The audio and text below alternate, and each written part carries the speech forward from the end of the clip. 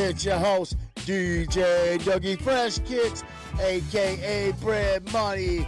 Man, I tell you what, I've had a long day. I got my air conditioning put in last night. It got so damn muggy. Especially I live in a trailer, and my trailer gets so damn hot. I swear I seen the devil run through this motherfucker one time talking about, hey, you know what, I'm coming back when it cools down because it's way too hot up in this motherfucker. But yeah, what do you think about Daryl Sheets, man? I couldn't believe that I heard that last night, that he popped himself. This mental health thing, we got to get a grip on it, man. I'm telling you what, it's taking too many people out, you know, and it's a sad day. Sad day for Daryl Sheets and his family, man, and my brother, you know, just brung up them old wounds. That sure is sad, you know. So let me run through some things with y'all. Prosecutor on that David trial says phone chock full of child porn. You guys remember when we talked about the child pornography and all these pedophiles and all that other stuff? You know what we do with them, don't you? We put them in the black box. And then y'all don't know what the black box is? It's where we put you in the black box and turn the gas on.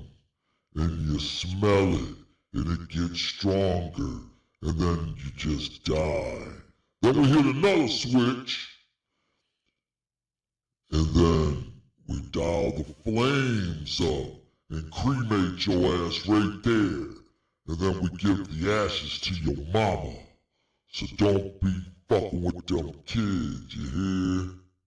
Yeah, that's a disgusting thing, child pornography. Take him behind the barn, Willie. Grab the 12 gauge. We're going to blow a hole in this sucker that we can see it through his ass. So this David guy seems like he was a real peach. I don't know.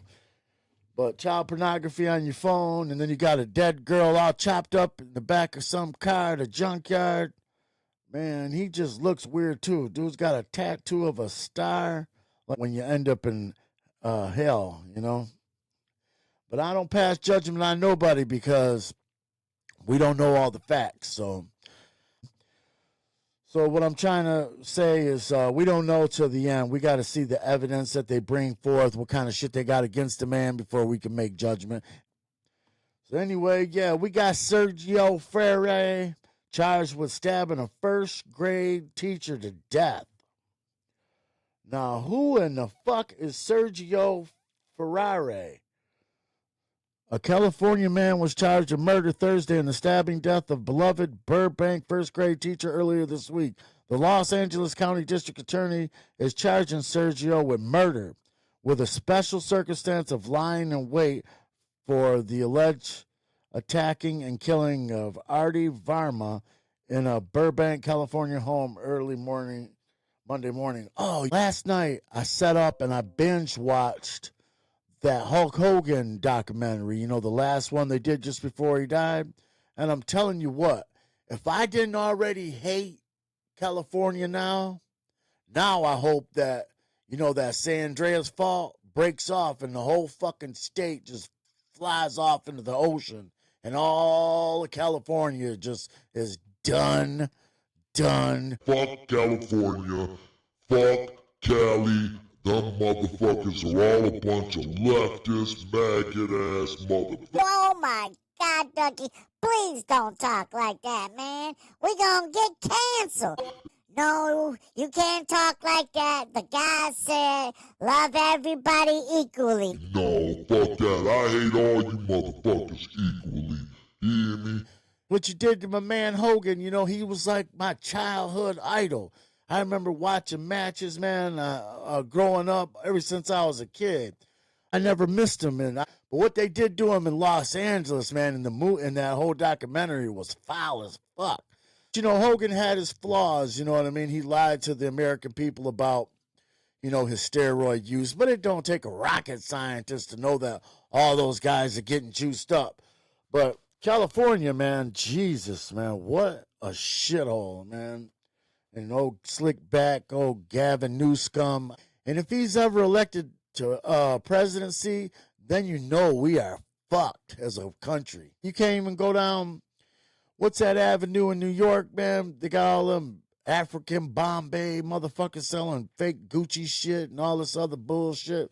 And the police in New York don't do shit. I just don't understand a place that can be wrecked by planes running into a building full of these religious fanatics. But I'm going to tell you what happened. And this is my conspiracy right here. See, after 9/11, we bombed the shit out of them and we killed Osama bin Laden. But all the young people that were there, they said, this is how we're going to destroy America. We're going to destroy it from within. So I want you guys to do right, do whatever you can, get an education, and go be senators, go be doctors, lawyers. That's what they did, and they did it right underneath your eyes. You guys don't realize it, but yeah, that's what's going on. You got way too many mosques. They're tearing down the Christian churches, statues, and everything like that. They're trying to destroy your way of life, people, and that's what you don't understand. You know, you got a crazy governor in Hogan who don't give a shit about anything or anyone. You don't even want to go visit there. You see that kind of cesspool that it's become? It's become, in every city is like that in America. And don't get me started on Portland. Look at Portland. Portland is a country full of loonies, lunatics that you can't even walk down the street and just feels like, you know, you're in a third world country. Just the world is so rotten, man. It's just uncontrollably crazy. I try to stay out of it, but if I'm going to tell you the honest truth, is politics is what's messing me up the most. It's what's giving me the most grief. Is because I see shit like that happening, and I feel like everybody else is blind to it. They're either blind to it or they just don't give a shit. They don't, I mean, nobody gives a shit about New York City. We didn't give a shit about New York City because that's where Wall Street was. That's where the money was. That's where, you know, Saks Fifth Avenue, the Diamond District, all that. All the money is in New York.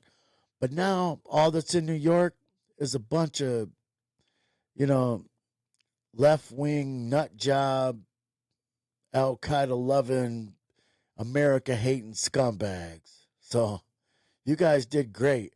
And it was crazy how we united.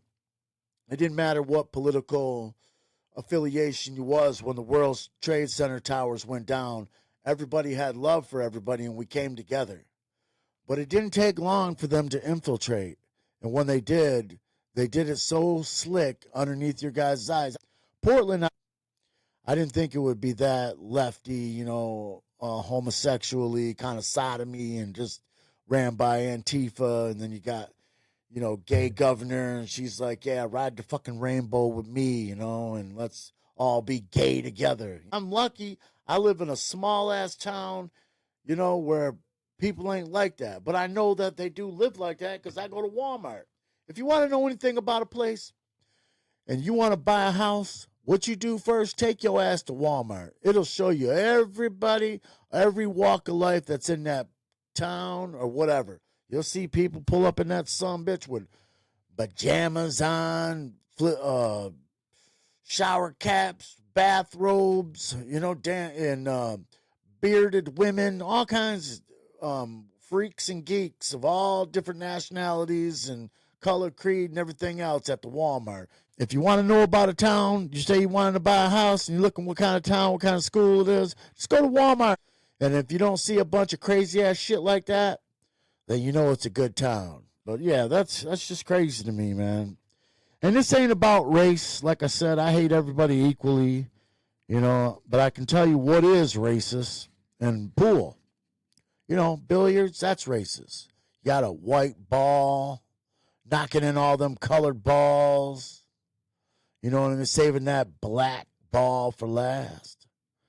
And, you know, but you could say that about bowling. You know, bowling's got the black ball running down there, knocking out all them white pins, rednecks. You know, us white men, we can't jump. Their knee grows differently than the white man's.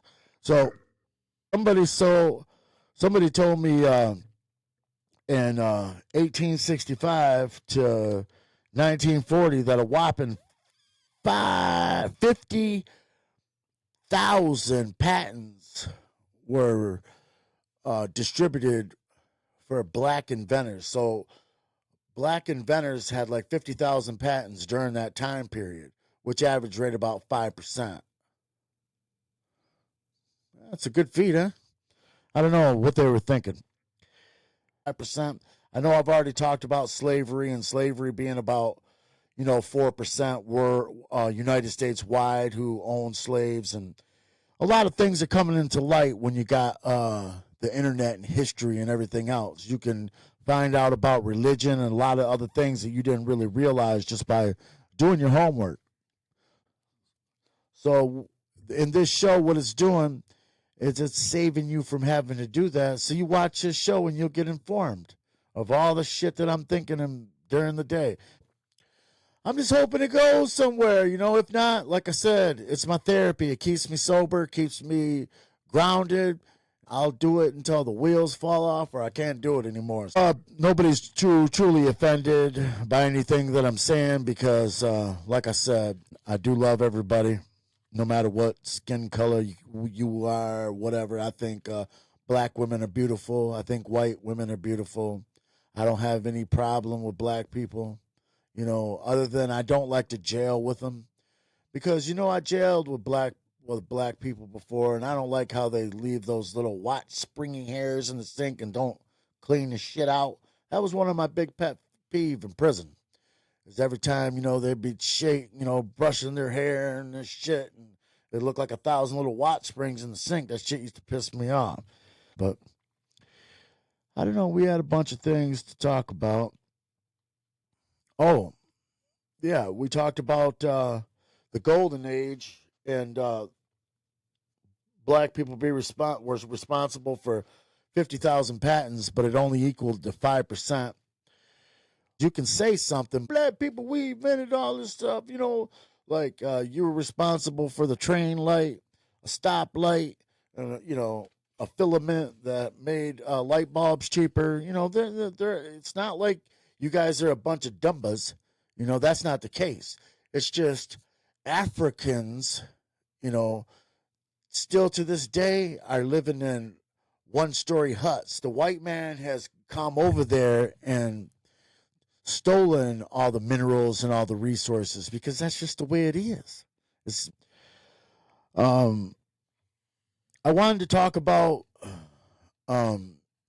whether or not you believed that the Great Flood was real. It'd be interesting, because they did find the boat. They did some sonogram testing and they could see where the boat had kind of landed or whatever it was. And supposedly Noah was supposed to have gotten 2 of every animal, which would be an impossible thing.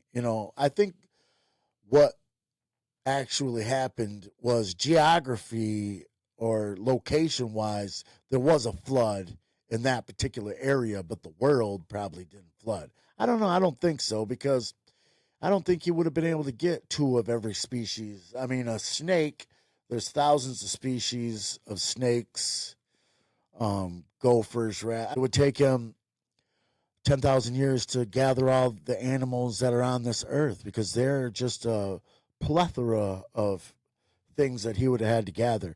Now, 2 elephants, 2 zebras, 2 giraffes, 2 lions. I'm not buying that one. That one's a hard swallow for me. It makes you wonder. I guess if you have God's intervening with it, maybe you can do anything through Christ, kind of like what is it in Ephesians? I can do all things through Christ who strengthened me. Yeah, maybe that was the case, but I just have a hard time with it. I have a lot of things wrong with the Bible. It's highly contradictory. Jehovah's Witnesses have their own Bible. I was just thinking about that, the whole situation with Noah in Noah's Ark. So, you think there were species that were left off of it? Maybe the unicorn, or some other dangerous, dinosaur or something like that. But yeah, there ain't much going on. Let's get to some other stuff here. I hope everybody's having a good day, by the way. I am getting tired. I know that. It has been one hell of a day. So, what's everybody going to be doing for the weekend? What's your weekend looking like? Are y'all ready for the weekend? If so, what do y'all got planned for this weekend? So, I've been asking everybody, if you're watching this, I want to get everyone together. You know, I want to do a 72-hour fast, but I want at least 20 to 30 people to agree to do it on such and such date. So I got kind of the framework of it in my mind, what I want to do. First thing is I need to get some names. So if you want to be one of the people that want to do the fast coming up here soon, you need to inbox me on Facebook, at Doug P. Weibel, that's Wible, or hit me on this channel and tell me you want to be part of the fast. And once we get enough people, I will text you back. And like I said, I always put an open invitation. If you're struggling out there with any type of issue, say if it's alcohols, drugs, food addiction, anything afflicting you, restricting you from doing whatever, from being the best person you can be, let me know. We'll talk, and I'll try to help. I'll give you whatever I can, what I've learned that helped me through a lot of things. I'll keep it private. Whatever you say to me, hey, whatever stays in Vegas, stays in Vegas. You have my word that I won't say anything to anybody else, and I'll keep it discreet. So you can inbox me or you can hit me up on here. Just let me know. And I don't want to seem like a broken record here. So go on ahead and sign up for it. And what that's going to do for you, it's going to help you reset your brain, reset your body, and it's great for the summer. You're going to be wearing less clothes now. So, on average, most people lose about 10 pounds. I'm sitting right now at like 250, and that's really unhealthy for me. I think the last time I checked, I'm like, 35% fat. So we need to get that down to about 10%. So I got a long ways to go, at least 50 pounds. So make sure you like, subscribe to my channel, and let me know how you're doing. And don't forget that we're out here if you need us. So holla at your boy. It's Grown Folks. And we out.